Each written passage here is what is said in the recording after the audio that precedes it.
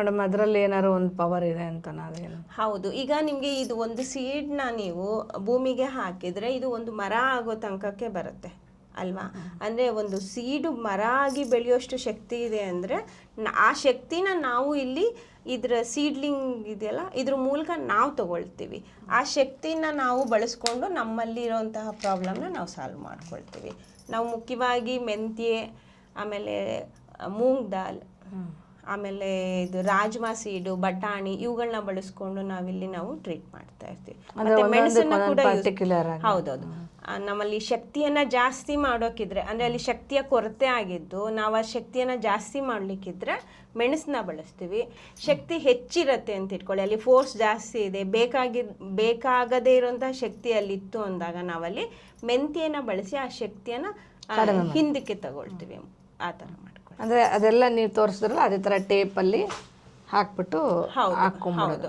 ಅಂದರೆ ಈ ನೈಟ್ ಮಾಡ್ಕೋತಾರ ಮ್ಯಾಮ್ ಅದು ನೀವು ಪಟ್ಟಿ ಎಲ್ಲ ಹಾಕ್ತಿರಲ್ಲ, ಅದು ಅಟ್ಲೀಸ್ಟ್ 8 hours ಹಾಕೋಬೇಕು. ರಾತ್ರಿ ಹಾಕೊಳ್ಳೋಕ್ಕೆ ಸೂಕ್ತ ಅಂತ ಅನ್ಸುತ್ತೆ. ಅದ್ರ ಮೇಲೆ ಇದು ಬ್ಯಾಂಡೇಜ್ ಥರ ಸರ್ಜಿಕಲ್ ಟೇಪ್ನ ಹಾಕಿದ್ರೆ ಅದು ನಿಮಗೆ ಬಿಗಿಯಾಗಿ ಕುತ್ಕೊಳ್ಳುತ್ತೆ. ಅದರ ಕೆಲಸ ಅದು ಚೆನ್ನಾಗಿ. ಅದೊಂದು ಕರೆಕ್ಟಾಗಿ ಆದರೆ ಒಂದು 2-3 ದಿನಕ್ಕೆ ಗೊತ್ತಾಗುತ್ತೆ ಅದು. ಹೌದು, 3 ದಿನದಲ್ಲಿ ನಿಮಗೆ ತುಂಬ ಬೆಟರ್ಮೆಂಟ್ ಕಾಣಿಸುತ್ತೆ.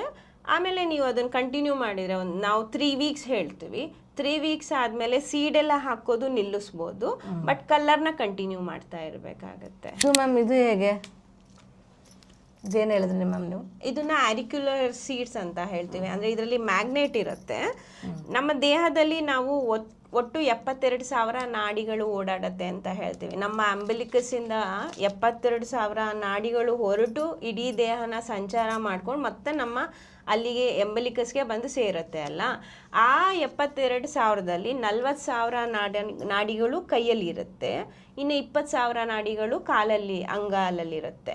ಅದೇ ರೀತಿ ಉಳಿದ 12,000 ನಾಡಿಗಳು ನಮ್ಮ ಕಿವಿಯಲ್ಲಿ ಓಡಾಡ್ತಾ ಇರುತ್ತೆ. ಆಯಿತಾ? ಅಂದರೆ ಅದರ ಒಂದು ಪಾಯಿಂಟಲ್ಲಿ ಇರುತ್ತೆ. ಅಲ್ಲಿ ನಾವು ಟ್ರೀಟ್ ಮಾಡೋದ್ರಿಂದ ಆ ಚಾನಲ್ನಲ್ಲಿ ಎಲ್ಲೇ ತೊಂದರೆ ಇದ್ರೂ ನಾವು ಅದನ್ನು ಕರೆಕ್ಷನ್ ಮಾಡ್ಬೋದು ಅಂತ ನಾವು ಹೇಳೋದು. ಈ ಒಂದು ಸೀಡ್ನ ಈಗ ಸಪೋಸ್ ಅವರಿಗೆ ಹೊಟ್ಟೆ ಉಬ್ರ ಆಗಿತ್ತು ಅಂತ ಅಂದರೆ ಇಲ್ಲಿ ಲಿವರ್ ಪಾಯಿಂಟ್ ಅಂತ ಇರುತ್ತೆ, ಅದನ್ನು ಅಲ್ಲಿಗೆ ನಾವು ಇದನ್ನು ಹಾಕೋದ್ರ ಮೂಲಕ ಈ ಸ್ಟಿಕ್ಕರ್ನ ಈ ಥರ ಇರುತ್ತೆ, ಇದನ್ನು ತೆಗೆದ್ಬಿಟ್ಟು ಸ್ಟಿಕ್ ಮಾಡ್ತೀವಿ. ಅದು ಮಾಡೋದ್ರ ಮೂಲಕ ನಾವು ಅವರ ಎನರ್ಜಿನ ನಾವಿಲ್ಲಿ ಬ್ಯಾಲೆನ್ಸ್ ಮಾಡ್ತೀವಿ ನಾವಿದನ್ನು. ಮತ್ತು ನಮ್ಮ ಬಸವರಾಜ್ ಸರ್ ಅವರು ನಾವು ಈಗ ನಿಮ್ಮನ್ನು ಒಂದು ಅನಲೈಸ್ ಮಾಡಬೇಕಾದ್ರೆ ಒಂದು ಕೆಲವು ವಿಧಾನದಲ್ಲಿ ಮಾಡ್ತೀವಿ. ಒಂದು ಅವರ ಫುಲ್ಲು ಫೇಸ್ ಎಕ್ಸ್ಪ್ರೆಷನ್ನು, ಆಮೇಲೆ ಅವರ ಒಂದು ನಡವಳಿಕೆಯನ್ನು ನೋಡಿ ನಾವು ಅವರಲ್ಲಿ ಶಕ್ತಿ ಸಂಚಾರ ಹೇಗಿದೆ, ಎಲ್ಲಿಯಾರು ಸ್ಟ್ಯಾಗ್ನೇಟ್ ಆಗಿದೆಯಾ ಅಥವಾ ಏನಾರು ಅವರಲ್ಲಿ ಕೊರತೆ ಇದೆಯಾ ಅನ್ನೋದನ್ನು ನಾವು ನೋಡ್ತೀವಿ. ಈಗ ಕೆಲವರಿಗೆ ಸ್ವಲ್ಪ ಕುತ್ತಿಗೆ ಹೀಗೆ ಬಗ್ಗೆ ಮಾತಾಡ್ತಾ ಇರ್ತಾರೆ, ಆ ಥರ ಎಲ್ಲ ತುಂಬ ಇರುತ್ತೆ. ಕೆಲವ್ರದ್ದು ಕಣ್ಣು ಸಣ್ಣ ಬಿಡ್ತಾ ಇರ್ತಾರೆ, ಅಥವಾ ಅವರ ಮೂಗಿನ ತುದಿಗಲ್ಲಿ ಕಲರ್ ಚೇಂಜ್ ಆಗಿರುತ್ತೆ. ಆ ಥರ ತುಂಬ ವಿಷಯಗಳ ಮೂಲಕ ನಾವು ಅವ್ರನ್ನ ಅನಲೈಸ್ ಮಾಡ್ತಾ ಇರ್ತೀವಿ. ಅದೇ ರೀತಿಯಲ್ಲಿ ನಾವು ನಾಲ್ಗೆ ನೋಡ್ತೀವಿ, ಆಮೇಲೆ ಪಲ್ಸ್ ನೋಡ್ತೀವಿ. ಈ ಪಲ್ಸ್ ನೋಡೋದಕ್ಕೆ ಅಂತ ಹೇಳಿ ನಮ್ಮ ಬಸವರಾಜ್ ಸರ್ ಅವರು ಇದು ಒಂದು ಸಾಧನನ ನಮಗೋಸ್ಕರ ಮಾಡಿಕೊಟ್ಟಿದ್ದಾರೆ, ರೆಡಿ ಮಾಡಿಕೊಟ್ಟಿದ್ದಾರೆ. ಇದನ್ನು ನಾಡೀಶ್ವರ ಅಂತ ಹೇಳ್ತಾರೆ. ಇದನ್ನು ನಾವು ಆ್ಯಂಡ್ರಾಯ್ಡ್ ಮೊಬೈಲ್ಗೆ ಕನೆಕ್ಟ್ ಮಾಡ್ಕೊಂಡ್ಬಿಟ್ಟು ರಿಜಿಸ್ಟರ್ಡ್ ಮೊಬೈಲ್ ಮೂಲಕ ನಾವು ಅವರ ಪಲ್ಸ್ನ ಚೆಕ್ ಮಾಡ್ಬೋದು. ಇಲ್ಲಿ ನಮ್ಮ ಪ್ಲೇಸ್ ಮಾಡಿ, ಇಲ್ಲಿ ಪಲ್ಸ್ ಏನಿದೆ ಅಲ್ಲಿಗೆ ಪ್ಲೇಸ್ ಮಾಡಿ ಮೊಬೈಲಿಗೆ ಕನೆಕ್ಟ್ ಮಾಡಿದರೆ ನಮ್ಮ ಪಲ್ಸ್ನ ಅದು ಅನಲೈಸ್ ಮಾಡಿ ಹೇಳುತ್ತೆ. ಆಮೇಲೆ ಅದರಲ್ಲಿ ಅದು ಪಂಚತತ್ವನೂ ಅದು ತೋರಿಸುತ್ತೆ. ಮತ್ತು ನಮ್ಮ ಬಾಡಿಯಲ್ಲಿ ನಾವು 12 ವೈಟಲ್ ಆರ್ಗನ್ಗಳಂತ ಹೇಳ್ತೀವಿ. ಆ ವೈಟಲ್ ಆರ್ಗನ್ಗಳು ಹೇಗೆ ಕೆಲಸ ಮಾಡ್ತಾ ಇದೆ, ಅಂದರೆ ಅದರಲ್ಲಿ ಅಗ್ನಿ ತತ್ವ ಹೇಗಿದೆ ಮತ್ತು ಅದರ ರಸತತ್ವ ಹೇಗಿದೆ ಅನ್ನೋದನ್ನು ಕೂಡ ಅದು ತೋರಿಸುತ್ತೆ ಅದರಲ್ಲಿ. ಮತ್ತು ಇದ್ರ ಮೂಲಕ ನಾವು ಟ್ರೀಟ್ಮೆಂಟಿಗೂ ಕೂಡ ಸಜೆಷನ್ ತೊಗೋಬೋದು. ಆ 8 ರೀತಿಯಲ್ಲಿ ಅದು ರಿಪೋರ್ಟ್ನ ಕೊಡುತ್ತೆ. ಕಲರ್ ಥೆರಪಿ, ಸೀಡ್ ಥೆರಪಿ, ಆರಿಕ್ಯುಲರು, ಮುದ್ರೆ, ಯೋಗದ್ದು, ಆಮೇಲೆ ಸಿಂಗಲ್ ಸೀಡು, ಈ ಥರದ್ರ ಬಗ್ಗೆ ನಮಗೆ ಕೊಡುತ್ತೆ. ಗ್ಯಾಸ್ಟ್ರಿಕ್ಗೆ ಯಾವ ಥರ ಕಲರ್ ಪ್ರಿಫರ್ ಮಾಡ್ತೀರಾ ಹೇಳ್ತೀರಾ ಮ್ಯಾಮ್? ಈಗ ಗ್ಯಾಸ್ಟ್ರಿಕ್ ಅಂತ ಅಂದರೆ ಈಗ ಅದರಲ್ಲಿ 2 ರೀತಿ ಇದೆ. ಅದು ಚಿಕ್ಕ ಡಿಫ್ರೆನ್ಸ್, ಅಸಿಡಿಟಿಗೂ ಮತ್ತು ಗ್ಯಾಸ್ಟ್ರಿಕ್ಕಿಗೂ ಚಿಕ್ಕ ಡಿಫ್ರೆನ್ಸ್ ಇರುತ್ತೆ.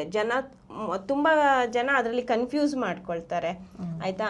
ಈಗ ಊಟಕ್ಕಿಂತ ಮುಂಚೆ ಏನಾದ್ರು ಸಿಮ್ಟಮ್ಸ್ ಬರ್ತಿರುತ್ತೆ ಕೆಲವ್ರಿಗೆ. ಊಟ ಲೇಟ್ ಆಯಿತು ಅಂದರೆ ಹೊಟ್ಟೆಯಲ್ಲಿ ಸಂಕಟ ಆಗೋದು ಎಲ್ಲ ಇರುತ್ತಲ್ಲ, ಅದನ್ನು ಗ್ಯಾಸ್ಟ್ರಿಕ್ ಅಂತ ಹೇಳ್ತೀವಿ. ಆದರೆ ಊಟ ಆದಮೇಲೆ ಕೂಡ ನಿಮಗೆ ತುಂಬ ತೇಗ್ ಬರ್ತಾ ಇತ್ತು ಅಂತೆಲ್ಲ ಅಂತ ಅಂದರೆ ಅದನ್ನು ಅಸಿಡಿಟಿ ಅಂತ ಹೇಳ್ತೀವಿ, ಆಯಿತಾ. ಈಗ ಜನಗಳ ಪರಿಸ್ಥಿತಿ ಹೇಗಿದೆ ಅಂದರೆ ಸಾಮಾನ್ಯವಾಗಿ ಎಲ್ಲರಿಗೂ 2 ಕಾಂಬಿನೇಷನ್ನಲ್ಲೇ ಇರುತ್ತೆ. ಅದರಿಂದ ನಾವು ಫಸ್ಟ್ ಅಸಿಡಿಟಿನ ಟ್ರೀಟ್ ಮಾಡಿ ಆಮೇಲೆ ಗ್ಯಾಸ್ಟ್ರಿಕ್ನ ಟ್ರೀಟ್ ಮಾಡ್ತೀವಿ. ಇಲ್ಲ ಅವರಿಗೆ ಬರೀ ಅಸಿಡಿಟಿ ಅಥವಾ ಬರೀ ಗ್ಯಾಸ್ಟ್ರಿಕ್ ಇದೆ ಅಂತಂದರೆ ಅದಕ್ಕೆ ಡೈರೆಕ್ಟಾಗಿ ಹೇಳ್ತೀವಿ.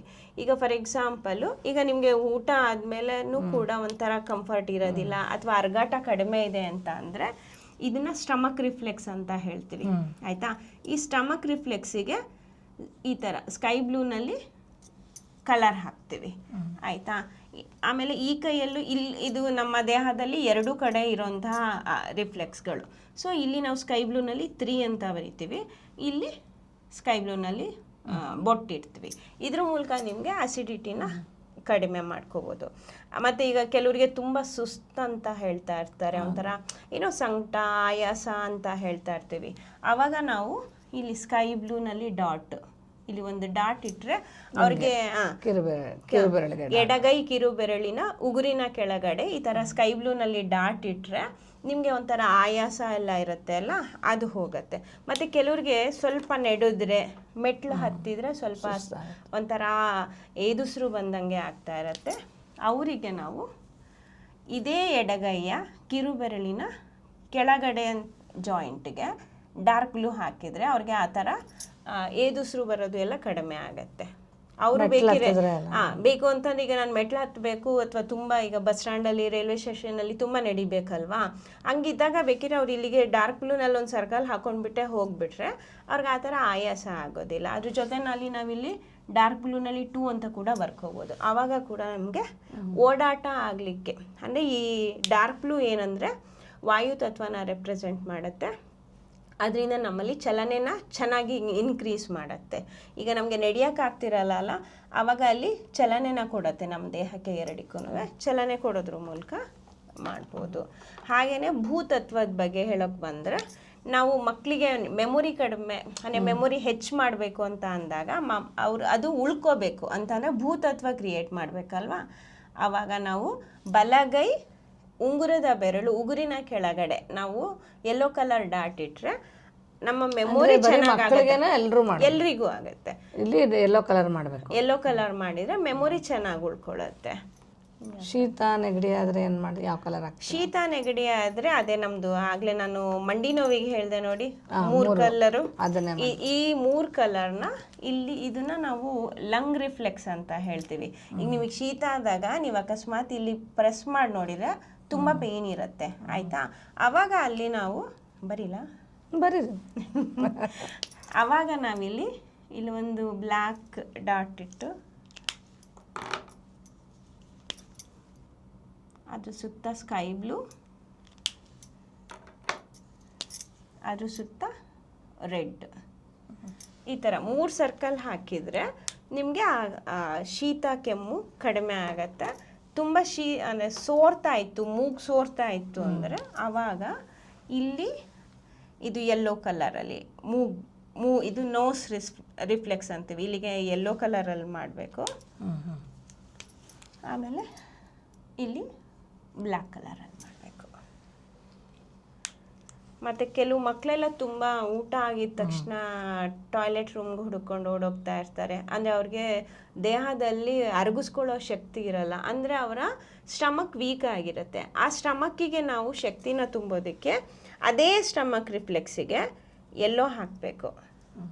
ಯೆಲ್ಲೋ ಹಾಕ್ಬಿಟ್ಟು ಬ್ಲ್ಯಾಕ್ನಲ್ಲಿ ಒಂದು ಸರ್ಕಲ್ ಮಾಡಿದರೆ ಆ ಮಕ್ಕಳಿದು ಒಂದು ಡೈಜೆಷನ್ ಚೆನ್ನಾಗಾಗಿ ಅವರು ನೆಕ್ಸ್ಟ್ ಆ ಥರ ಆಗ್ದಲೇ ಇರೋ ಥರ ಆಗುತ್ತೆ. ನಾನು ಆ್ಯಕ್ಚುಲಿ ಫಸ್ಟು ಬಸವರಾಜ್ ಸರ್ ಹತ್ರ ಡಿಪ್ಲೊಮಾ ಕೋರ್ಸಿಗೆ ಜಾಯ್ನ್ ಆಗಿದ್ದು ಸಿಂಗಲ್ ಸೀಡ್ ಥೆರಪಿದು, ಟ್ರೆಡಿಷ್ನಲ್ ಎನರ್ಜಿ ಮೆಡಿಸನ್ ಅಂತ. ಇದು ವರ್ಲ್ಡ್ ವೈಡಲ್ಲಿ TCM ಅಂತ ಪಾಪ್ಯುಲರ್ ಆಗಿದೆ, ಅಂದರೆ ಟ್ರೆಡಿಷನಲ್ ಚೈನೀಸ್ ಮೆಡಿಸನ್ ಅಂತ.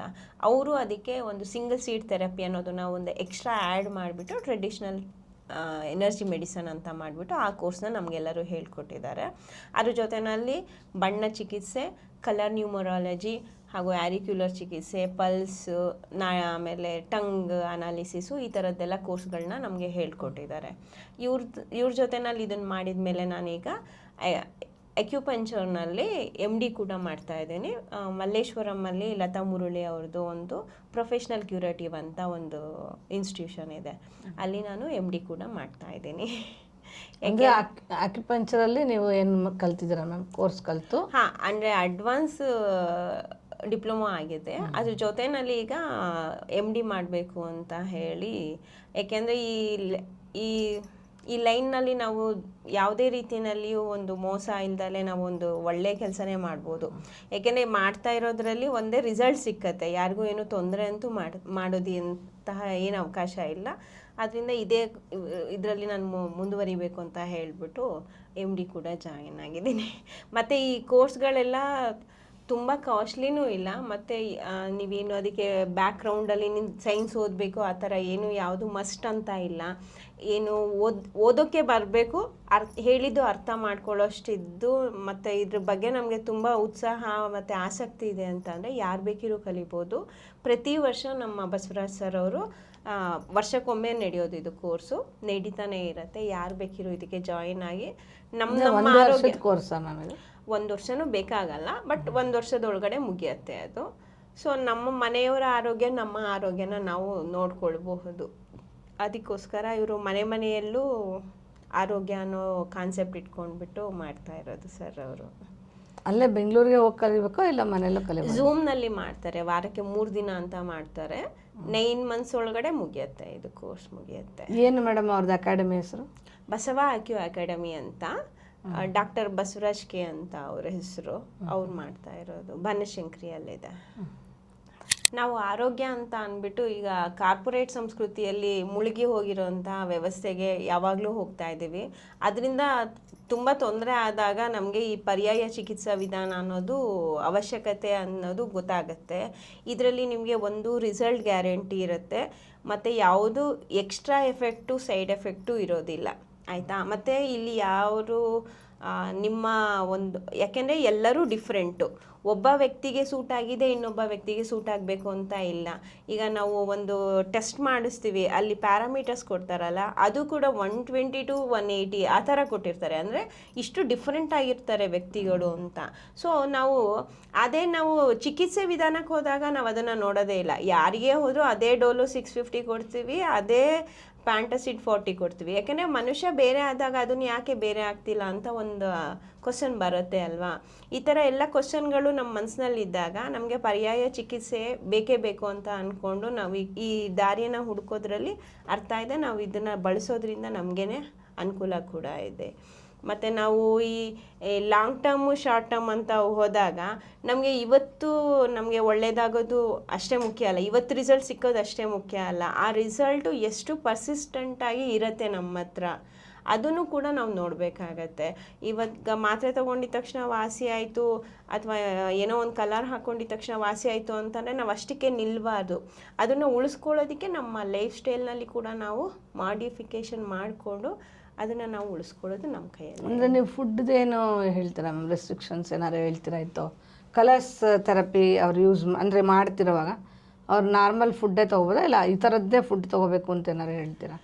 ಅಂದರೆ ಈಗ ಪ್ರತಿಯೊಬ್ಬ ಮನುಷ್ಯನಿಗೂ ಕೆಲವು ಕಾಮನ್ ಆಗಿ ಸೂಟ್ ಆಗೇ ಆಗುತ್ತೆ, ಆಯಿತಾ. ಈಗ ನಮ್ಮ ಪಿತ್ತ ಪ್ರಕೋಪ ಇರುತ್ತೆ ಅಂತ ಇಟ್ಕೊಳ್ಳಿ, ಇಲ್ಲ ನಮ್ಮಲ್ಲಿ ಉಷ್ಣತೆ ಜಾಸ್ತಿ ಆಗಿದೆ. ಯಾಕೆಂದರೆ ನಾವಿಲ್ಲಿ ಬಳಸೋದೂ ಕೂಡ ಅದೇ ಪಂಚತತ್ವಗಳು ಅಂತಂದರೆ ಅದೇ ಅಗ್ನಿ, ವರುಣ, ಅದೇ 5 ತತ್ವನೇ ಉಪಯೋಗಿಸ್ಕೊಂಡು ಮಾಡಬೇಕಾದ್ರೆ ನಿಮ್ಮಲ್ಲಿ ಅದೇ 3 ದೋಷಗಳನ್ನೇ ನಾವು ಬ್ಯಾಲೆನ್ಸ್ ಮಾಡೋದು. ಅಂದರೆ ಪಿತ್ತ ವಾತ ಪಿತ್ತ ಕಫ ಆಯ್ತಾ. ಈಗ ನಿಮ್ಮಲ್ಲಿ ಕಫದ ಪ್ರಕೃತಿ ಜಾಸ್ತಿ ಇದ್ದಾಗ ನೀವು ಆ ಕಫನ ಜಾಸ್ತಿ ಮಾಡುವಂತಹ ಫುಡ್ನ ತಗೊಳ್ಬೇಡಿ ಅಂತ ನಾವು ಹೇಳ್ತೀವಿ.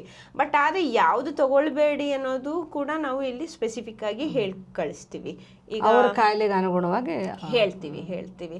ಈಗ ಸಾಮಾನ್ಯವಾಗಿ ಈಗ ನಿಮ್ಗೆಲ್ಲರಿಗೂ ಡಯಟ್ ಫುಡ್ ಅಂತ ಅಂದಾಗ ಎಲ್ಲರೂ ಸಣ್ಣ ಆಗಬೇಕು ಅಂದಿದ ತಕ್ಷಣ ನಾವೇನು ಮಾಡ್ತೀವಿ, ಫುಡ್ ಪ್ಲೇಟ್ಗಳನ್ನ ಚೇಂಜ್ ಮಾಡ್ತಿದ್ದೀವಿ. ಏನಂತ ಅಂದರೆ ಫುಲ್ ಹಸಿ ತರಕಾರಿ ತಗೊಳ್ಳಿ, ಹಸಿ ಹಣ್ಣುಗಳನ್ನ ತಗೊಳ್ಳಿ ಅಂತ. ಆದರೆ ನಮ್ಮ ಈ TEMನಲ್ಲಿ ಅಥವಾ TCMನಲ್ಲಿ ನಾವು ಅನ್ಕುಕ್ಡ್ ಫುಡ್ನ ಬೇಡ ಅಂತ ಹೇಳ್ತೀವಿ.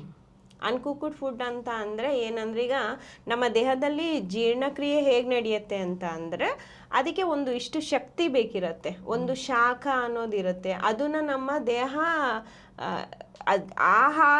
ಆಹಾರದಲ್ಲಿ ಇಲ್ಲ ಅಂದರೆ ಆ ದೇಹ ಕೊಡಬೇಕಾಗತ್ತೆ. ಈಗ ನಿಮ್ಮ ಕುಕ್ಕುಡ್ ಫುಡ್ಡಲ್ಲಿ ಅದರಲ್ಲೇ ಶಾಖ ಇರುತ್ತೆ, ಸೊ ಅದ್ರ ಪಾಡಿಗೆ ಅದು ಡೈಜೆಸ್ಟ್ ಆಗಿ ಹೋಗುತ್ತೆ. ಅದೇ ನೀವು ಹಸಿ ಆಹಾರನ ಕೊಟ್ಟಾಗ ಏನಾಗುತ್ತೆ, ಅದರಲ್ಲಿ ಶಾಖ ಇರೋದಿಲ್ಲ. ಸೊ ತನ್ನ ಸ್ವಂತ ಶಾಖನ ಉಪಯೋಗಿಸ್ಕೊಂಡು ಅದು ಅಲ್ಲಿ ಜೀರ್ಣಕ್ರಿಯೆ ಮಾಡುತ್ತೆ. ಆವಾಗ ನಿಮ್ಮ ಏನೊಂದು ರಿಸರ್ವ್ ಅಂತ ಇರುತ್ತೆ, ಹೀಟ್ ಅನ್ನೋದು ಅಥವಾ ಒಂದು ಶಾಖ ಅನ್ನೋದು, ಉಷ್ಣತೆ ಅನ್ನೋದು ಅಲ್ಲಿ ಖಾಲಿ ಆಗ್ತಾ ಹೋಗುತ್ತೆ. ನೀವು ಎಷ್ಟು ಹಸಿ ಪದಾರ್ಥ ಜಾಸ್ತಿ ಕೊಡ್ತಾ ಹೋಗ್ತೀರಾ, ನಿಮ್ಮಲ್ಲಿರುವಂತಹ ರಿಸರ್ವ್ ಕಮ್ಮಿ ಆಗ್ತಾ ಹೋಗುತ್ತೆ ಅನ್ನೋದು ಇಲ್ಲಿ ಕಾನ್ಸೆಪ್ಟ್ ಇದೆ. ಅದರಿಂದ ನಾವು ಅದನ್ನು ಬೇಡ ಅಂತೀವಿ. ಮತ್ತು ಮಾಮೂಲಿಯಾಗಿ ಮೊಸರು ಬೇಡ ಅಂತೀವಿ, ರಾತ್ರಿ ಹೊತ್ತಿನಲ್ಲಿ ಮೊಸರು ತಗೊಳ್ಬೇಡಿ ಅಂತ ಹೇಳ್ತೀವಿ. ಆಮೇಲೆ ಯಾವುದೇ ಹಣ್ಣು ಅಥವಾ ಜ್ಯೂಸು ಆ ಥರದ್ದನ್ನು ತಗೊಳ್ಳೋದಾದ್ರೆ ಮಧ್ಯಾಹ್ನ 11 ಗಂಟೆಯಿಂದ 3 ಗಂಟೆ ಒಳಗಡೆ ತಗೊಳ್ಬೇಕು ಅಂತ ಒಂದು ಕಂಪಲ್ಸರಿ ಹೇಳ್ತೀವಿ. ಅಷ್ಟು ಬಿಟ್ಟರೆ ನಾವು ಇನ್ನೇನು ಜಾಸ್ತಿ ಹೇಳಲ್ಲ. ಒಳ್ಳೆ ಫುಡ್ ತಗೊಳ್ಳಿ, ಒಳ್ಳೆ ಎಣ್ಣೆ ತಗೊಳ್ಳಿ, ನೈಸರ್ಗಿಕವಾಗಿ ಬೆಳೆದಿರೋಂತಹ ವಸ್ತುಗಳನ್ನ ಬಳಸಿ, ಆಮೇಲೆ ನಾಟಿ ಫುಡ್ ತಗೊಳ್ಳಿ. ಆ ಥರದ್ದು ಬಿಟ್ಟರೆ ಇನ್ನೇನು ನಾವು ಹೇಳೋದಿಲ್ಲ ಫುಡ್ ರಿಸ್ಟ್ರಿಕ್ಷನಲ್ಲಿ. ಇಷ್ಟೊತ್ತು ನಮ್ಮ ಜೊತೆ ಪೂರ್ಣಿಮಾ ಮೇಡಮ್ ಅವರು ಕಲರ್ ಥೆರಪಿ ಬಗ್ಗೆ ಹೇಳಿದ್ದಾರೆ. ಅದನ್ನು ಪ್ರಯೋಜನವನ್ನು ಪಡ್ಕೊಳ್ಳಿ, ಮೇಡಮ್ ಅವ್ರನ್ನ ಕಾಂಟ್ಯಾಕ್ಟ್ ಮಾಡಿ. ಮತ್ತು ಈ ಒಂದು ವಿಶೇಷ ಚಿಕಿತ್ಸೆ ಬಗ್ಗೆ ನಿಮ್ಮ ಅನಿಸಿಕೆಗಳನ್ನು ನಮಗೆ ಖಂಡಿತ ಹೇಳಿ. ಈ ಒಂದು ಸಂಚಿಕೆ ನಿಮಗೆ ಇಷ್ಟವಾಗಿದ್ದಲ್ಲಿ ಲೈಕ್ ಮಾಡಿ, ಕಾಮೆಂಟ್ ಮಾಡಿ ಮತ್ತು ಶೇರ್ ಮಾಡಿ ಅಂತ ಕೇಳ್ಕೊಳ್ತೀನಿ. ನಿಮ್ಮ ಪರವಾಗಿ ಹಾಗೂ ನನ್ನ ಪರವಾಗಿ ಮತ್ತೊಮ್ಮೆ ಪೂರ್ಣಿಮಾ ಮೇಡಮ್ ಅವ್ರಿಗೆ ಧನ್ಯವಾದಗಳು ಮೇಡಮ್. Thank you. ಅವಕಾಶ ಕೊಟ್ಟಿದ್ದಕ್ಕೆ ಧನ್ಯವಾದಗಳು. ಈ ಎಪಿಸೋಡ್ನಲ್ಲಿ ನಿಮಗೆಲ್ಲ ಇನ್ಫಾರ್ಮೇಷನ್ ಯೂಸ್ಫುಲ್ ಅಂತ ಅನಿಸಿದ್ರೆ ದಯವಿಟ್ಟು ಕಾಮೆಂಟ್ ಮಾಡಿ, ಮೇಡಮ್ ಅವರ ಅಮೋಘಂ ಚಾನಲ್ನ ಸಬ್ಸ್ಕ್ರೈಬ್ ಮಾಡಿ, ಶೇರ್ ಮಾಡಿ. Thank you. Thank you.